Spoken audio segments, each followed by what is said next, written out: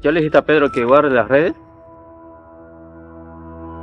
Chicos, Pero si Pedro estaba contigo.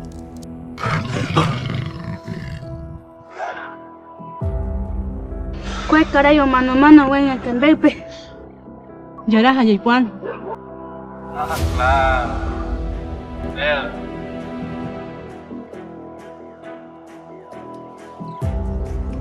¿Quieren conocer la verdadera magia de este lugar?